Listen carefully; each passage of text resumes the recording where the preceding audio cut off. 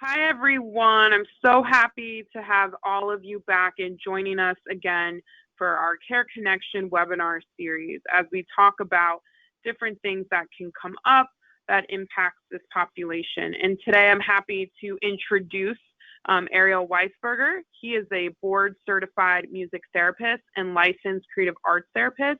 He is also the founder of Berko Music Therapy, which is a private practice in New York City that specializes in work with older adults. I'm very excited to have him here with us today and to join us for this presentation. And so with that, I'm going to let him get started.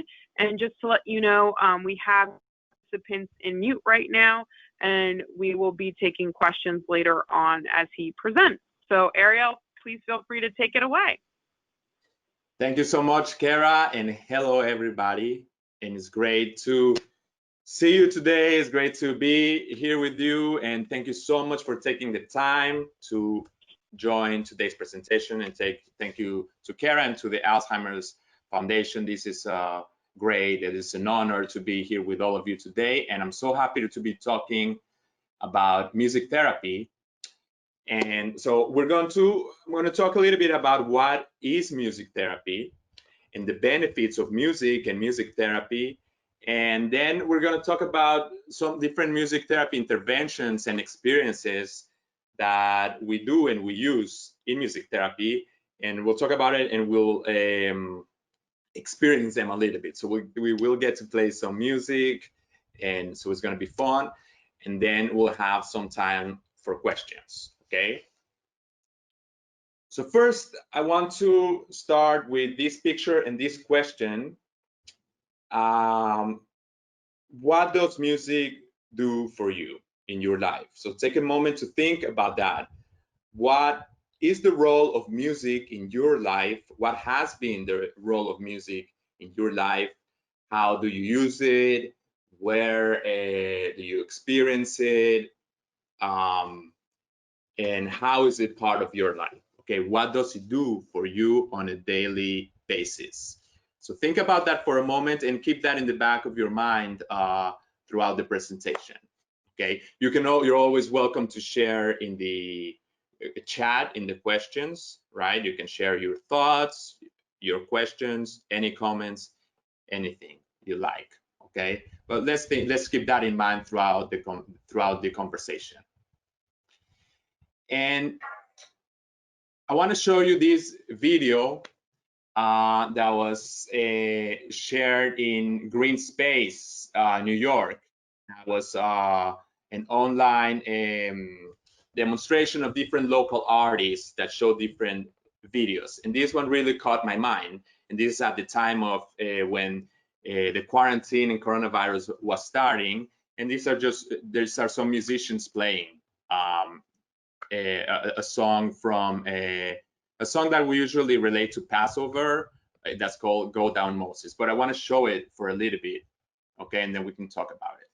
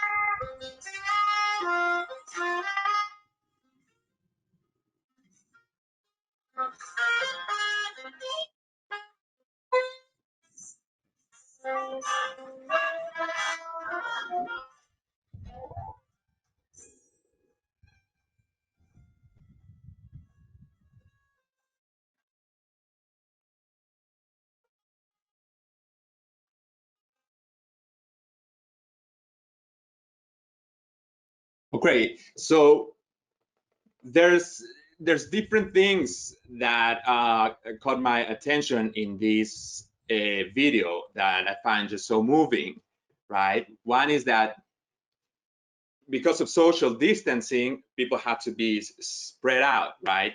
But it's such a beautiful testament on how music bring us together, right?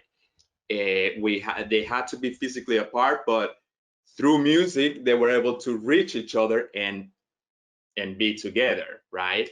And I love how there's people in participating and enjoying it with different roles, right? There's the people who are playing music. Some of them are professional musicians, but there's some other people like this girl who's dancing and playing, who's not a professional musician, but she's still able to participate by playing the tambourine and being in the music with everybody. Then there's the other people who are moving along and who stopped, took a moment from their time, uh, from their day to stop and experience the music just by listening, by being part of it, right? So it just shows again how music brings us together, how we can all participate and be a part of it, and also is symbolic if we think about people with Alzheimer's, right, and people with other conditions too that make them a little bit more force them in a way to be a little bit more isolated, unfortunately. How with music we can transcend those physical barriers, those emotional barriers, those all kinds of barriers to reach out to others and be together. So I just wanted to share that and start with that, and let's keep that in mind. Now, when we think about the different music experiences, there's different types of music experiences, right? There's active music versus receptive music. Receptive music experiences when you're listening to music, right? And it can be great, it can be very powerful, but that's receptive music. And there's active participation in music. That's, of course, playing music or singing yourself, right? Now there's recreational music experiences versus therapeutic music experiences. And it's not that one is better than the others. I'm just trying to define them and separate them and find their distinctions, right? So in something recreational, music can be, you know, going to a concert, singing in your shower, doing karaoke, learning how to play an instrument for fun, or any of these wonderful things. Now, there's also a more therapeutic experience of music, and that can be, for example, when if you're singing a song with your partner who's sick, right, and who has some health issues, maybe that can be therapeutic. Or listening to a song that reminds you of someone that's important for you, or if you're going through a hard time or a good time, also a good time, just to experience that music, and when it creates a certain feeling, and then when you find that it affects your well-being, that can be therapeutic, right? And then therapeutic versus therapy. Therapy is being in a treatment process with a therapist, right? And having goals, therapeutic goals, well-being goals that can be emotional, physical, mental, and addressing them and working to address them deliberately, right? And so I just want to point those differences. And in music therapy, we use a little bit of all of them, but it's a treatment, it's therapeutic process, it's therapy. We music therapists are trained not just train musicians, but also train therapists and train in music therapy specifically. So I am myself a music therapist who I have a master's degree in music therapy. I'm board certified in music therapy, and I'm a licensed creative arts therapist. So what is music therapy? The American Music Therapy Association defines it as the clinical and evidence-based use of music interventions to accomplish individualized goals within a therapeutic relationship by a credentialed professional, right? So again, in order for this to be music therapy, it has to be provided by a credentialed professional and within a therapeutic relationship. And music is an established health profession, and we work on using music to address physical, emotional, cognitive, and social needs of individuals. Okay, for more information, you can always find it out on musictherapy.org. That is the website for the Music Therapy Association, and we'll talk more about this, trying to explain it. So me as a music therapist, I work with this my company called Berko Music Therapy, and I found this company in 2015, and I work mostly with older adults, and I normally see them in their homes. Right now, I'm not doing that because of all the COVID situation. I'm doing sessions virtually online.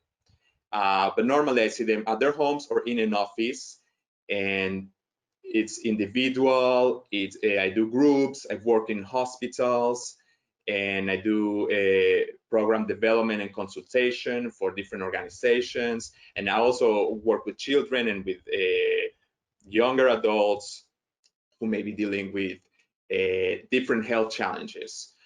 Some are at the end of life. Some have a mental health related challenges such as depression, Alzheimer, schizophrenia. I work with people with autism, but one of my main focuses is Alzheimer's, working with people with Alzheimer's, and this is what we're going to focus on today. So just to give you a little bit of background and what is Berko, because my name is Ariel. Berko was my grandfather. My grandfather was a Holocaust survivor, and he is my inspiration for naming this company, Berko Music Therapy, and for a lot of the work that I do. Why is he an inspiration? Not just because of the relationship we've had, but also because it struck me how, as a Holocaust survivor, he suffered a lot throughout his life. He had a lot of trauma from being in the Holocaust, and he lost, most of his family died in the hospital. Also, he had a son, my uncle, who was ill his entire life, and he passed away before my grandfather. So he also lost a son. Yet his favorite song, and one of my most lucid memories that I have of my grandfather, is him singing this song called Gracias a la Vida. Okay, I grew up in Mexico. So this song, Gracias a la Vida, it means thanks to life. And it's a beautiful song. And here are the words. I'll translate them. This is just part of the words. It says, thanks to life that has given me so much. Thanks to life that has given me laughter and tears. And this is how I distinguish between joy and feeling broken. And these are all the elements that make my song that's your song, and your song that's our song. So it always struck me, how come someone who suffers so much is able to sing, how come his favorite song is Thanks to Life? And what I understand today, and the way I interpret it, is how amazing music is to hold, how it can hold so many different feelings at the same time. Because maybe some days my grandfather sang this song like, thanks to life, I'm so happy. But a lot of times it was with sadness, thanks to life, and with remorse. and with anger. And most times it was with all of these things at the same time. Most experiences are not fully sad or fully happy, right? Most experiences have a wide range of emotions that are all important. And like this song says, that all make up our song and our life. So this ability of music in particular to hold so many feelings at the same time is, what inspires me every day, and what I think about when I do this work. So let's get more specific about what music can do. So music can decrease anxiety and agitation. Why? Mainly because music is familiar to us and it repeats. And because of those elements, it can be calming, right? And music can promote cognitive stimulation, because just by being in the task of playing some music, by trying to remember certain words, or by putting all our attention in the task of playing music or listening to something, or by eliciting some memories, it helps us work with that. It elicits moments of clarity. So many times I'm working with patients who have Alzheimer's, and then there's a certain song that just like turns up a switch, and they suddenly have this moment that it can be a memory, right? Like we have those songs that remind us of a certain times and certain people, right? But it can also be just a phrase in the song that elicits a moment of clarity or just a feeling of connection. And sometimes I see patients responding in a very clear way that is not how they normally present, and that's why it can also facilitate communication. And it gives us an enhanced sense of self because of our personal connections to music and to our background, right? And I'll talk more about that in a second. And it helps us build relationships, especially for people who are living with Alzheimer's and who are isolated because of this. Through music is a fantastic way that we can build relationship and connect and communicate, right? Because I mean, we all experience that sometimes when someone likes the same music as you do, or when you sing a song with someone, or when you play a song with someone. Because of all the emotional aspects of music, it can help us feel closer to one another, right? And it provides emotional support, whether it's expanding, amplifying feelings of happiness, right? We have music is with us at our most joyful times, in celebrations, right? It amplifies that. But also when, like in weddings or whatever it may be, but also in sad moments, in funerals, when we need that music that holds that space for our grief, and unite us that way, right? And if we can promote a creative expression by singing or playing, and it helps us be actively engaged. And most importantly, all that being said, it brings joy. It brings joy to people, and that's at the end of the day why most of my clients hire me. They're family members or caregivers. They hire me. Usually what they say is, I want to bring joy to my mother, father, my husband, my wife, because music is something that they love. Okay, so I want to dig in a little. Wait, sorry. First, I want to talk about this. This is from a book called Music and Dementia. I don't know if you can see it here. And I love this part. This is a part written by Olivia Brancatizano and William Ford Thompson. And it says the 7 capacities of music, okay? Engaging. It can be engaging because when we listen to music or play music, our entire brain is engaged. We used to think that it's only one part, but no, we use our entire brain when we listen to music or we play music, and we respond to it with our body, with our emotions, right? So we feel engaged.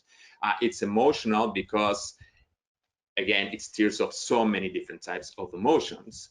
But it's also physical, right? Because we feel it in our bodies. Music is vibration, and also there's movement attached to music. Normally, when we listen to certain songs, it helps us move, right? It can be synchronous because we can all move at the same time with music. That's how armies hundreds, thousands of years ago, that's how they will they will march together. Or even today, you can see people marching together to the beat. That helps people move at the same time, but also it helps us connect in and be synchronized in an emotional way. Again, in funerals, for example, or in settings for patriotism or whatever it may be, a song amplifies the moment, and it brings us all together. And for those reasons, it can also be social. It's a social experience that we can all be in it together. And at the same time, it's also personal, right? Because certainly we all like different music, and maybe you have a song that you attach to a specific memory, a specific person. And finally, it's also persuasive because, for example, in movies, we see that a certain song can make you feel, a certain music can make you feel scared or nervous, right? So it can affect your emotions. So now I want to show this clip, lasts about 5 minutes, but I found this on YouTube and it talks about all these things. And I just love how clearly it explains what music does to us. Okay, so I'm just gonna play it and then we can talk a little bit about it.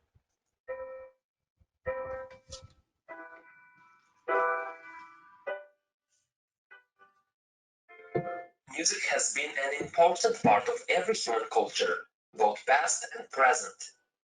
It can play a part in brain development, learning, mood, and even your health. There used to be a popular belief that music is processed in the right hemisphere of our brains, along with art and other creative activities. However, recent findings show us that music is distributed throughout the brain. Through studies of people with brain damage, we have seen patients who have lost the ability to read a newspaper but can still read music, or individuals who can play the piano but lack motor coordination to button their own sweater. Today we know that music listening and performance engage nearly every area of the brain that we have so far identified. One of the most common effects music has is that it can alter our mood and feelings by stimulating the formation of certain brain chemicals. Film directors use music to tell us how to feel about scenes that otherwise might be unclear or elevate our feelings at particularly dramatic moments. Think of a typical fight scene in an action film. It's the music that truly makes the scene epic. Also, our brains respond differently to happy and sad melodies. One study showed that after hearing a short piece of sad music, participants were more likely to interpret the neutral expression as sad. And if the melody was happy, the neutral expression was perceived as a happy one. Now, when you listen to music you actually like, your brain releases a neurotransmitter called dopamine. Dopamine is a chemical which causes a feeling of satisfaction. When listening to your favorite part of the song, you'll get the same sort of pleasure that you experience when eating food, doing drugs, or having sex. So basically, music can make us feel good. And if you're having a particularly good day, listening to some of your favorite upbeat music can actually amplify that feeling of happiness. One interesting thing is that when someone is sad, they often reach for sad music and they find that it helps them feel better. Now you might be thinking, why would they do that? Why wouldn't a sad person listen to happy music? The reason is that when you're sad or depressed, you usually feel misunderstood, like the people around you don't understand you. If you would listen to happy music in this state, it would only contribute to this feeling of detachment. However, if you put on the right piece of sad music, you say to yourself, oh, that's how I feel. This musician understands me. So the sad music turns out to be soothing, unlike the happy music when you're feeling down. Another interesting aspect is how listening to music can affect our exercise regime. As our body realizes we are tired and wants to stop exercising, it sends signals to the brain to stop for a break. Listening to music competes for our brain's attention and can help us override those feelings of fatigue. A 2012 study showed that cyclists who listened to music required 7% less oxygen to do the same work as those who cycled in silence. So not only can we push through the pain and exercise longer and harder when we listen to music, but it can actually help us use our energy more efficiently. In the last few decades, neuroscientists have made enormous breakthroughs in understanding how our brains work by monitoring them with instruments like fMRI. So when researchers got the participants to listen to music, they saw multiple regions light up. But what's more interesting is that when they observed brains of musicians while playing an instrument, the whole brain lit up like sky with fireworks. So while listening to music engages some interesting brain regions, playing music is the brain's equivalent of a full body workout. Also, through brain scans, we have found that musicians have different brains than non-musicians. People who play an instrument have bigger, better connected, more sensitive brains. A study from 2008 showed that children who had at least 3 years of instrumental music training performed better than their non-musical counterparts on a variety of tests, mainly in auditory discrimination abilities and fine motor skills. But they also tested better on vocabulary and non-verbal reasoning skills, which involve understanding and analyzing visual information, such as identifying relationships, similarities, and differences between shapes and patterns. These two areas in particular are quite removed from musical training as we imagine it, so it's fascinating to see how learning to play an instrument can help kids develop such a wide variety of important skills. It's also never too late to start learning an instrument. Seniors who play an instrument or sing with other people are more resistant to cognitive and memory problems. The reason might be the creation of alternative connections in the brain that could compensate for the cognitive decline as we get older. So both listening and creating music has its own benefits.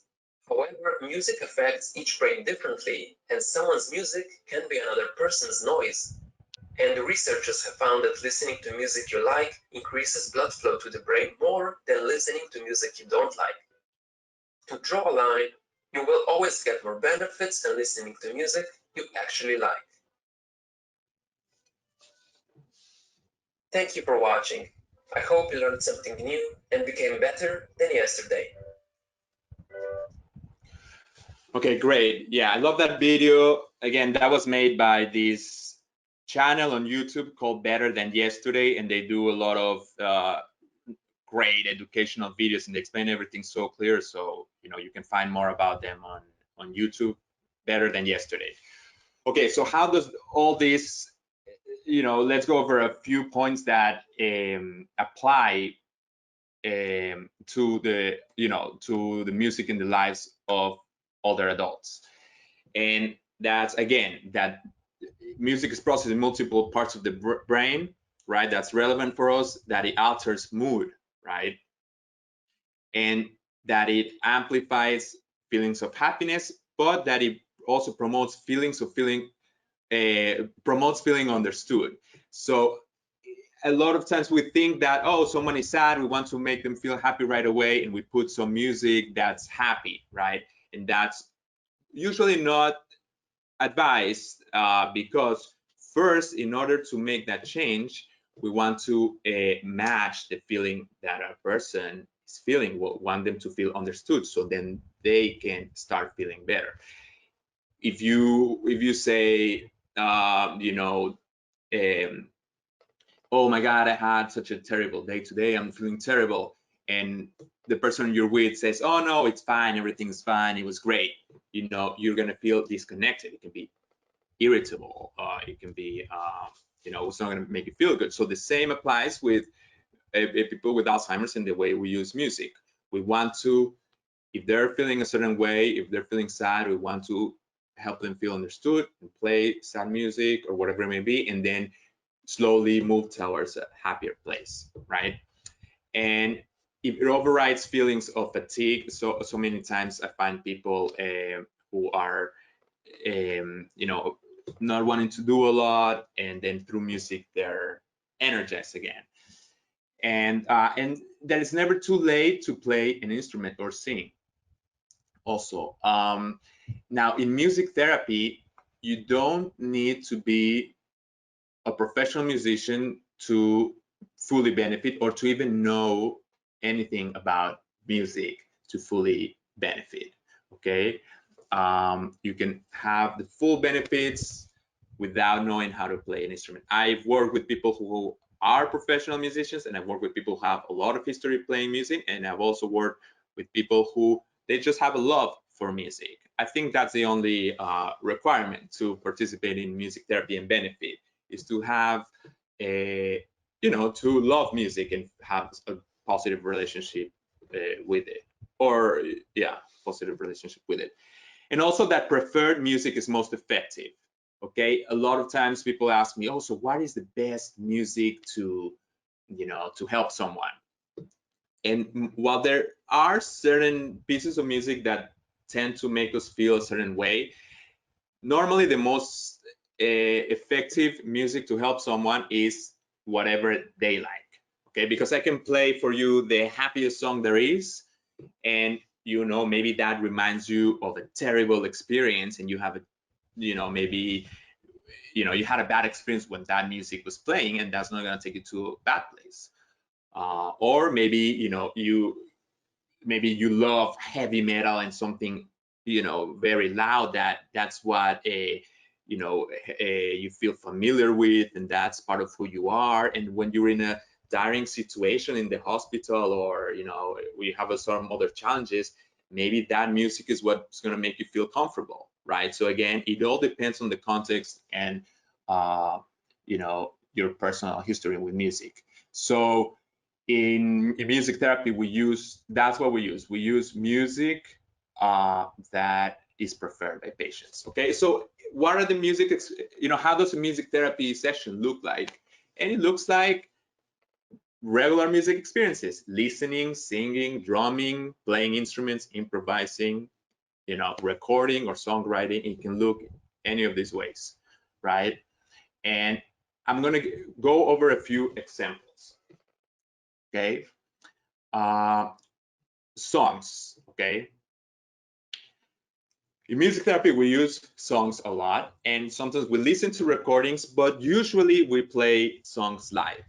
Why live? Because that gives us more flexibility, you know, that we can adapt the music to the moment, and we can encourage people to actively participate, and you know, we can interact more. So I'm going to give you an example. I'm using fake names here. But this is one of my clients, Leo, who's an 89-year-old man living with Alzheimer's. And the partner, his wife, contacted me because Leo was he was very depressed, and he basically doesn't do a lot of things anymore. Unfortunately, he stays in his apartment and sleeps on the couch all the time. So the reason why she contacted me was because she wants to increase her attention span and just bring pleasure to his life. And so what we do in the sessions, I've been working with them for about a couple of years, and they have the session together, okay? And we sing songs. We have a song book with all their preferred songs, and Leo has in all this time developed his musicianship, and he has become, you know, he has become a better singer. That's not necessarily the absolute goal, but it does show us that you know, one can make progress and one can still learn things at that age, even when one has Alzheimer. So he's more and more comfortable singing, and his tone, he has more control over his tone and the words. And most importantly is that this is something that they can both do together, right? Sing songs. And it's one of the few activities that they can both enjoy together, because most of the time Leo is sleeping. But in music therapy, he wakes up and he stands up and he sings for an hour. It's amazing to see. So keeping that in mind, one of the most one of their favorite songs that we often sing is The Way You Look Tonight. It's a beautiful romantic song. So keep them in mind. Imagine, singing a song with your partner, or imagine the session with Leo and his wife singing the song together. Unfortunately, I can't show videos of them because of confidentiality, but I'm using them as an example. And here is this beautiful song. You can see the lyrics, hopefully. So feel free to sing it along with me, or just follow the words.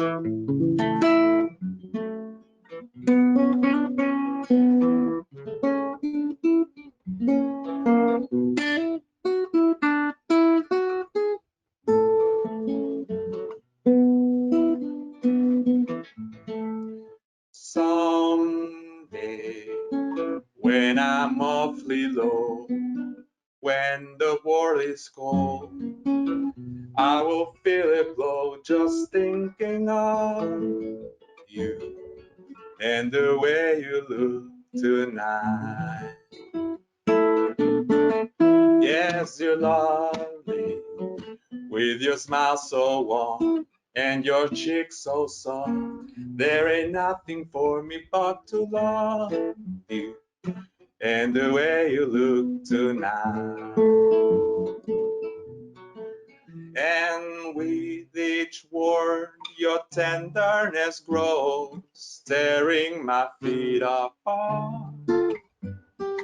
And that laugh that wrinkles your nose touches my foolish heart. Oh, lovely, never ever change. Keep that breathless charm. Won't you please arrange it, 'cause I love you and the way you look tonight.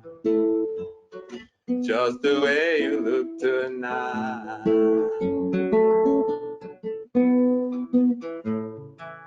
And with each word your tenderness grows, tearing my feet apart. And that laugh that wrinkles your nose touches my foolish heart. Love me, never ever change. Keep that breathless charm. Won't you please arrange it, 'cause I love you and the way you look tonight. Just the way you look tonight.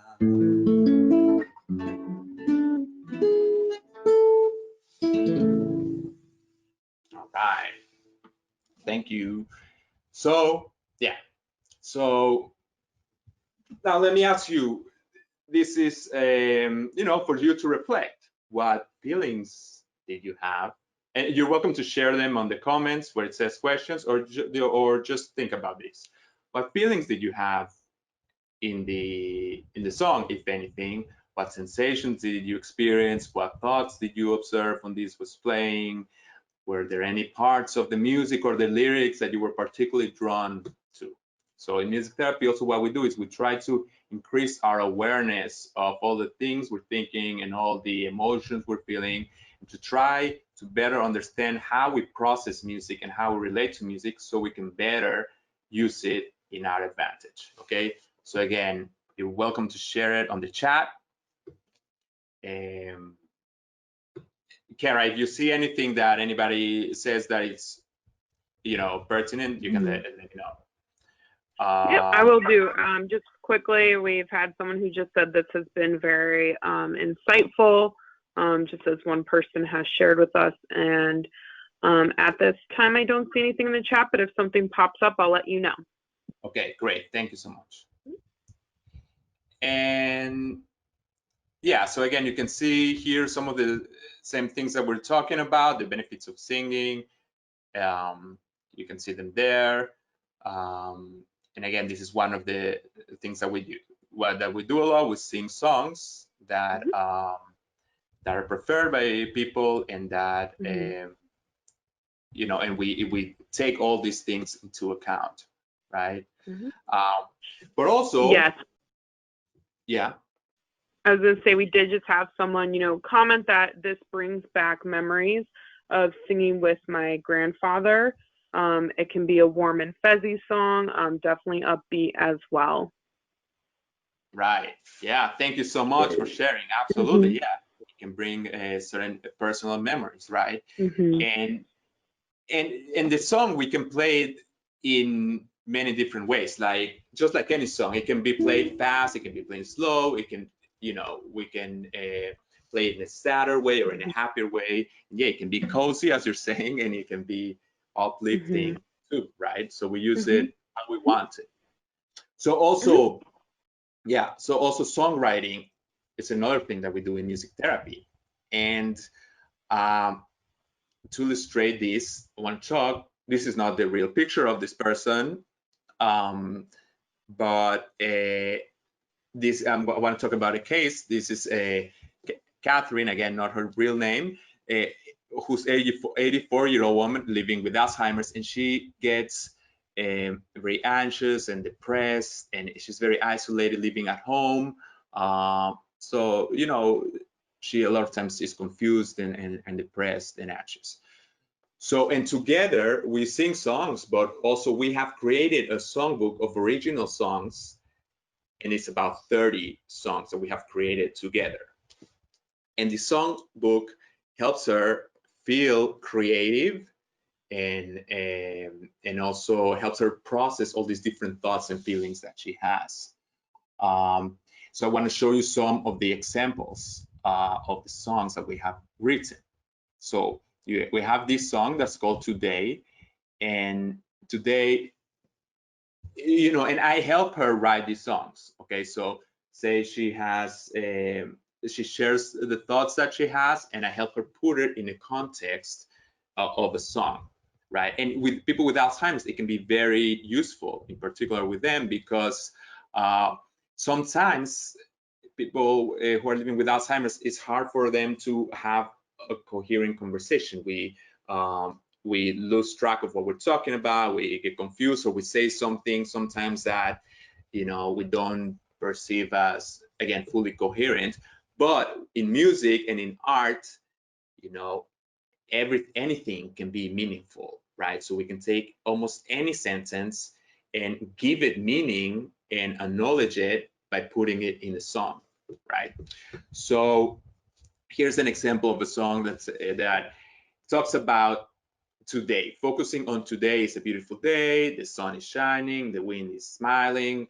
So in this song, you see a lot of positive images, positive uh, talk, right? And this is a song that we still sing and together, and it helps us again focus on the day. Sometimes when she's focusing too much on the past or on the future, or she's a little bit confused, this helps us ground. It's almost like a form of meditation, grounding today. Here we are, and it's a beautiful day, right? And this is another example of a song that one day we wrote when she was just feeling lousy. She says, I'm feeling lousy right now. And she didn't know exactly why she was feeling lousy. But again, we use this songwriting to process her feelings. And we put that in the song. It says, I have no mind today. That's what she said. And I'm feeling lousy. Afraid the day may not turn out bright. I don't know how to begin, and I'm feeling drowsy. Afraid that everything may not go right. So all these things that she's experiencing that I want to validate it in the song. But then I ask her, okay, what helps you when you're feeling like that? And she said, the sounds of music. And so we put that in the chorus. But the sounds of music are heard everywhere, and they lift my spirits off the ground. And the sounds of music must go on, and making the blue sky so blue. So again, this is a song that we continue to sing, and it helps us go from a sad, it helps us acknowledge sad feelings and move us to something that helps us as is music. This is another song, another example of songs. This is about the summer. We can also use songwriting to help us orient ourselves into what's happening around us. Like when it's summer, when it's winter, when it's Thanksgiving, or when it's Valentine's Day, or whatever it may be, we sing songs about them, or we write songs about these things that are happening around us. So again, we can feel grounded and connected. So here we are talking about different sounds of the summer. I think of beautiful weather and blue skies. So I asked her, what do you think about when you think of summer? So she said all these things and we put it into a song. And finally, the song that I want to use as an example to sing with you today is this one called Falling in Love with Love. The reason I want to sing this one today is because it's her favorite song. And at this point in time, we don't write as many songs anymore because it has gotten a little bit harder for her, but we still sing a couple of times a week together. And this song in particular, she knows by memory now.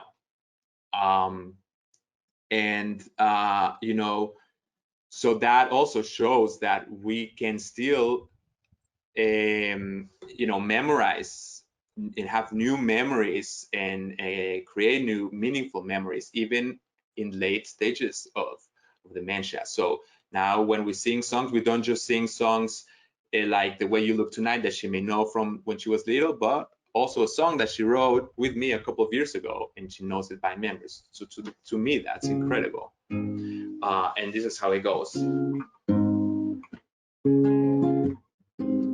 sometimes I want to say, you know, even if the words are, I think they're beautiful words, but even if they're a little bit general, it doesn't matter. The most important thing is that, you know, we created something together. And it goes, falling in love with love makes my heart beat a little stronger, knowing you are there to share the splendor, knowing you are there to make every moment count, as my heart skips a beat every moment you are near, to light up my life in golden splendor.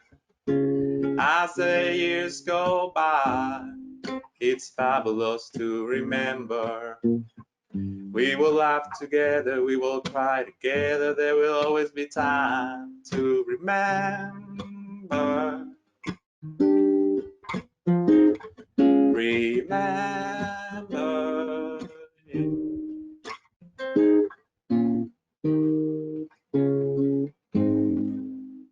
Anyways, and it keeps, you know, going on, but that's just one song that we wrote that we continue to sing.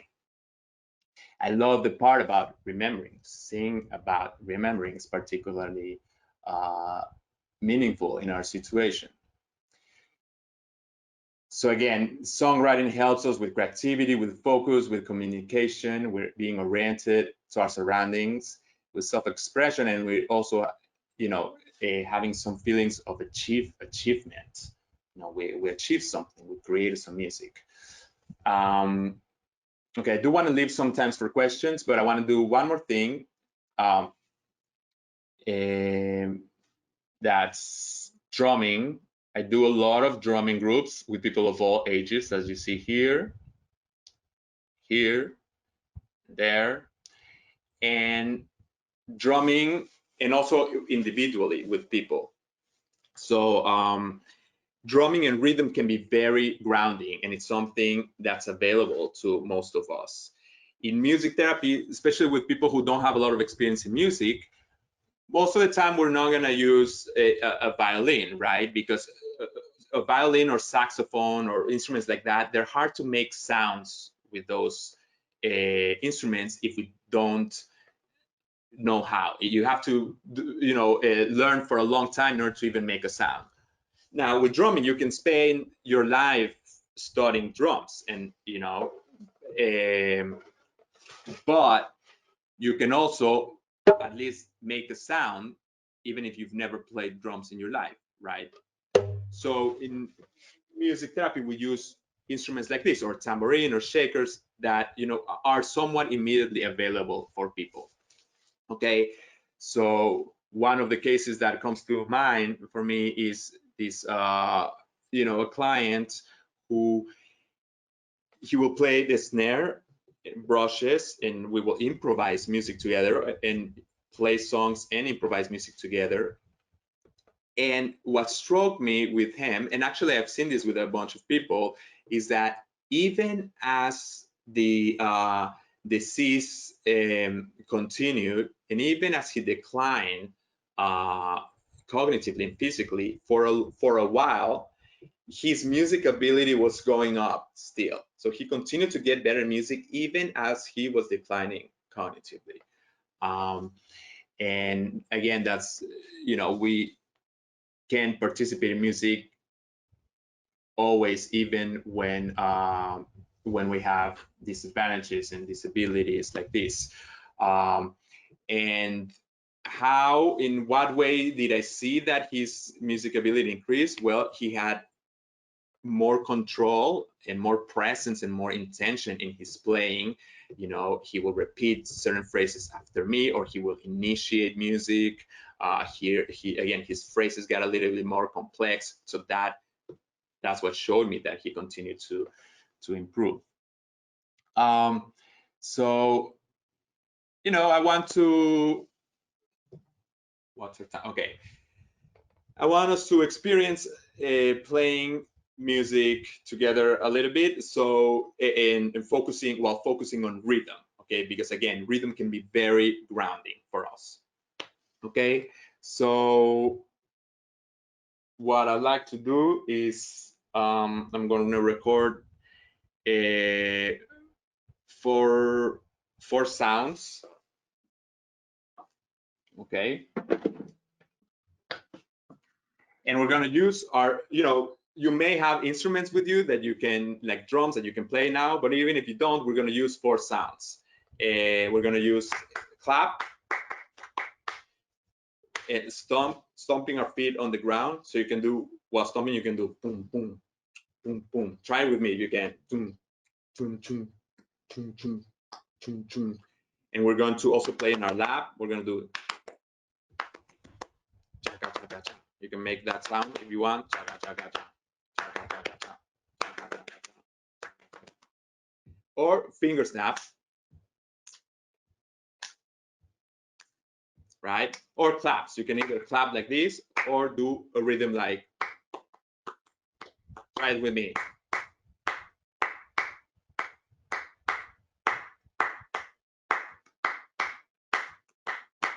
Okay, great. So now I'm going to record briefly these 4 sounds. So, and then you're gonna hear them. So feel free to play them along with me, and then I'll sing a song on top of that. Okay, and then we'll do some questions.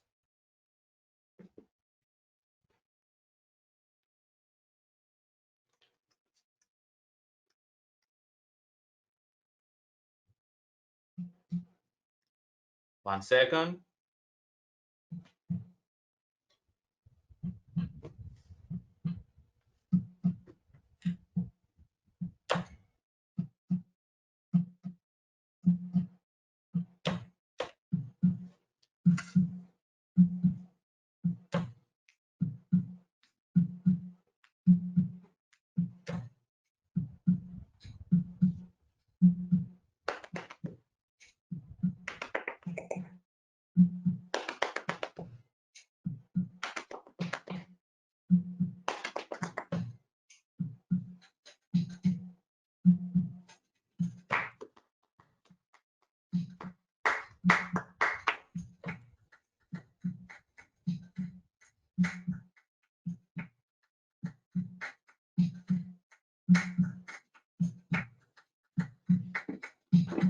Okay, so hopefully you can hear that. So feel free to, continue to play those rhythms or whatever comes to you, but try to participate in this song by playing any of this type of rhythm that you're feeling, and try to pay attention to how it makes you feel. Okay, we'll do a short song with it.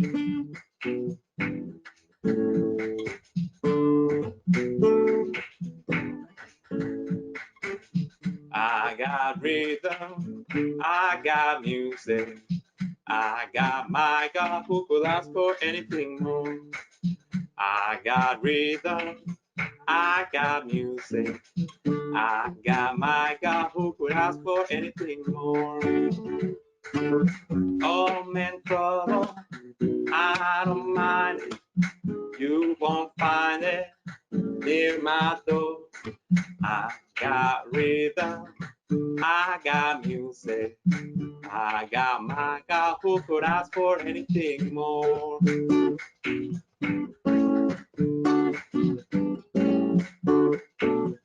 Who could ask for anything more?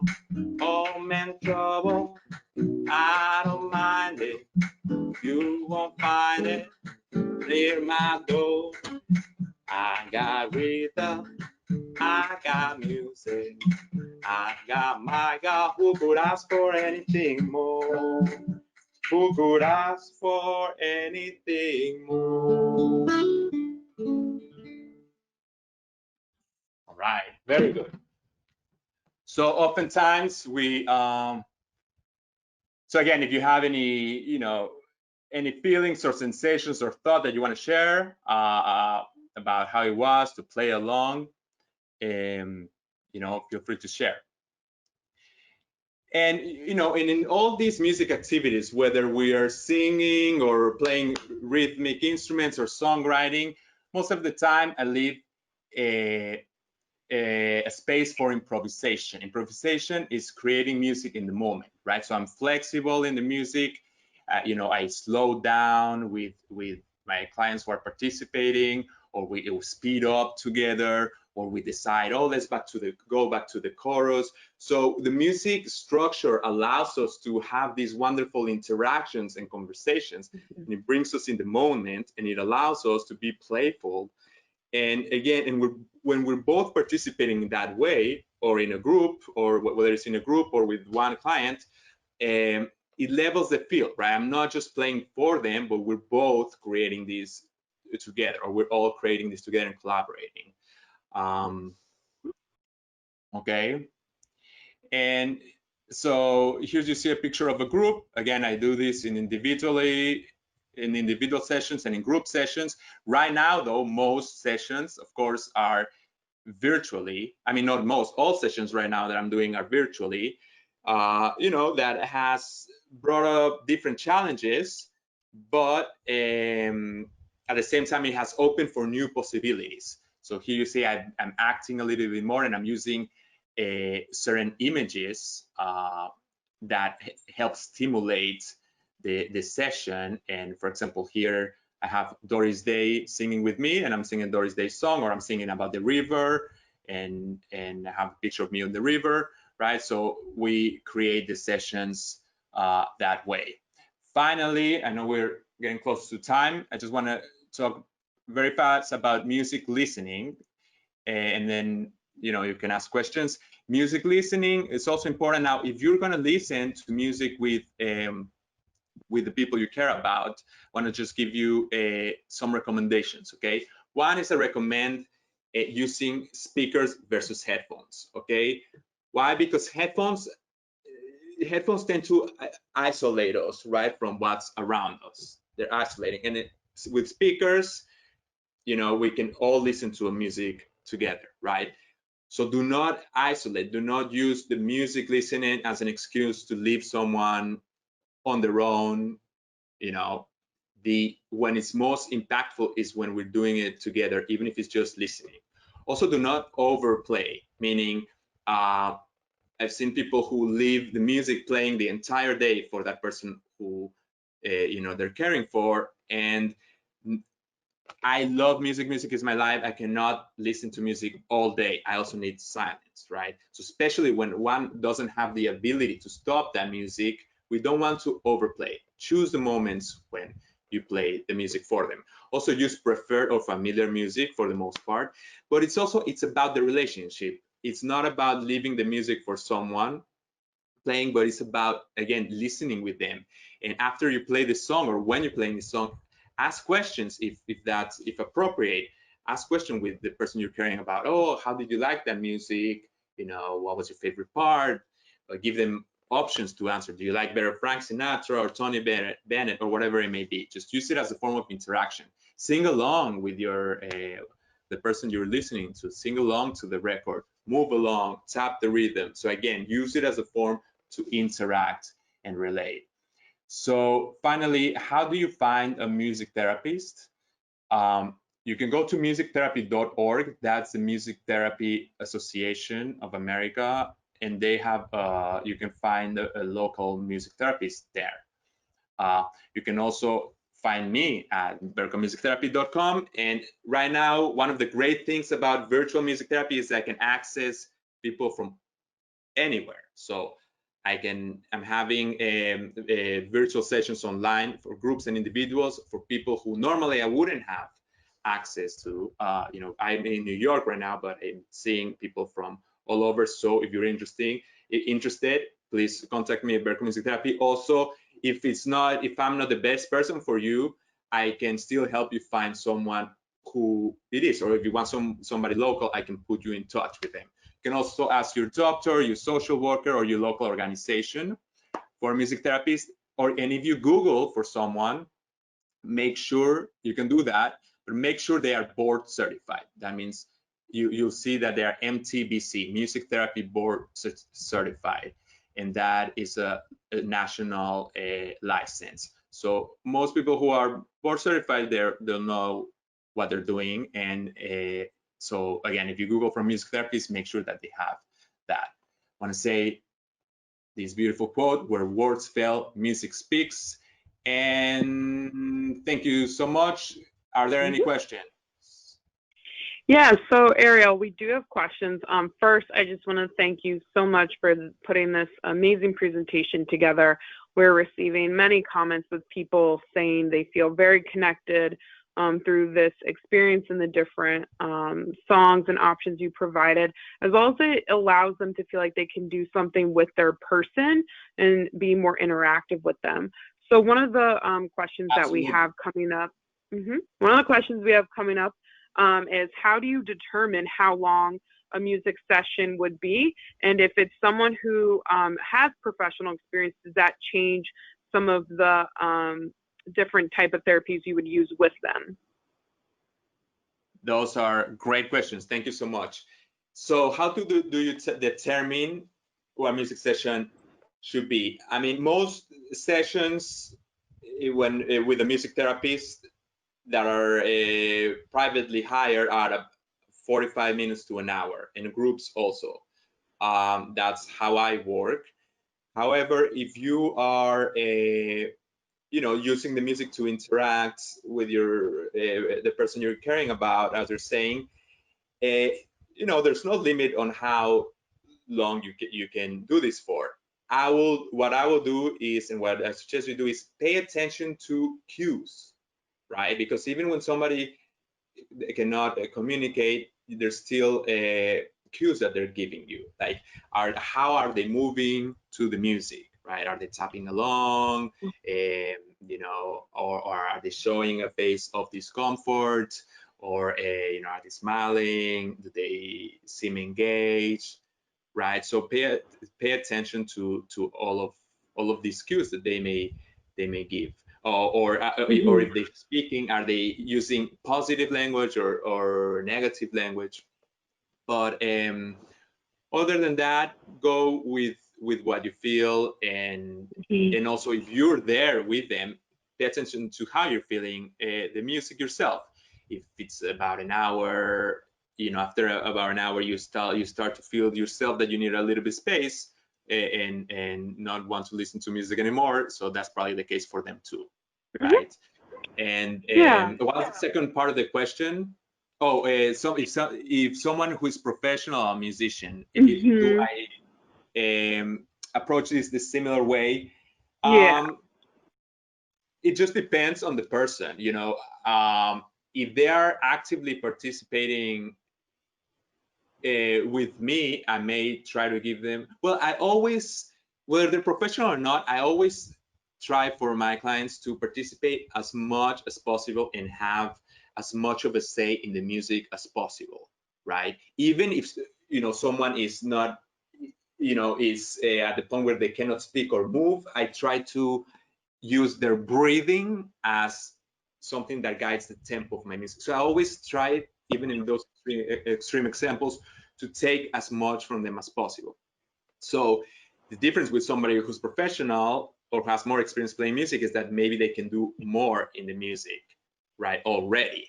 So I try to let them lead as much as possible, and I follow them. I try to learn from them, you know. But even so if someone doesn't have experience with music, I may try to simplify the music a little bit, or to open space for them to participate. So, you know, I may choose a certain key that I think is better for them, or I may slow it down, or whatever it may be. But other than that, you know, it's not as different, you know, yeah. Yeah. And another question we're seeing popping up for people is, you know, how does Medicare coverage music therapy? Is this something they should approach their insurance about if they would cover it? What has your experience been on that end that you can talk to? And certainly, just to let everybody know, always make sure with your insurance coverage, you can always call and ask them. Yeah, so that's the best way to go about it, to ask your insurance. From what I know right now, there's only one insurance, unfortunately, that covers creative arts therapies, at least in New York, and that's you know, there's only one, that's Cigna.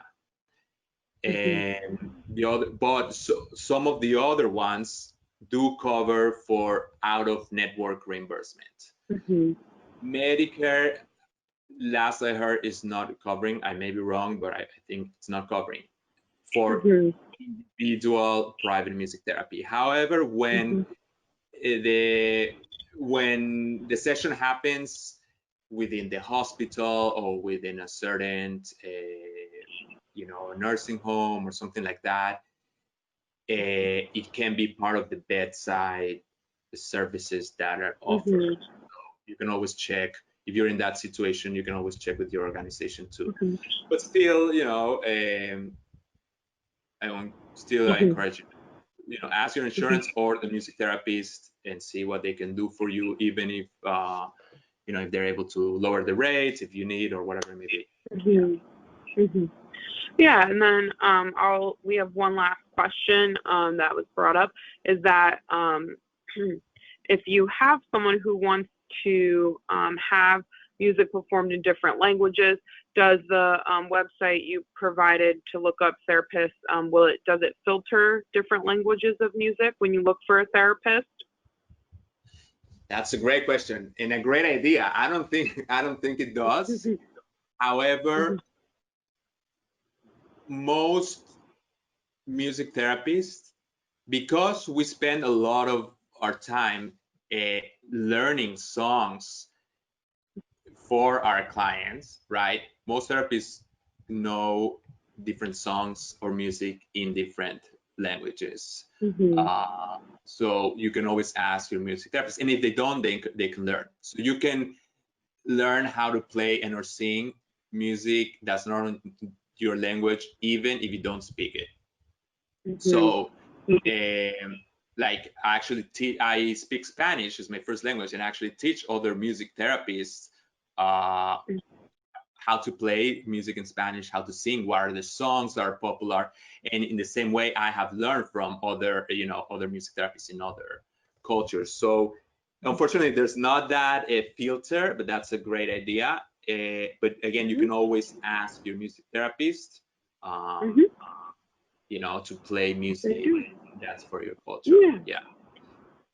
And you know, you can contact me anytime. There's my information, there's my number, my email, my Instagram. So I would love to get in touch with you. If you are looking for music therapy services, again, with me or with somebody else, I can get you in touch with somebody who will work for you. Or even if you have just questions about how to better use music for yourself, or comments, or whatever it may be, please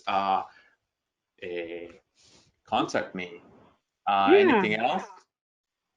And so I just want to say thank you to Ariel for this presentation. You know, having you be able to come on and bring music to show us how we can then use it with other people who have this illness is something that's just an incredible gift to be able to share with us and provide education on this.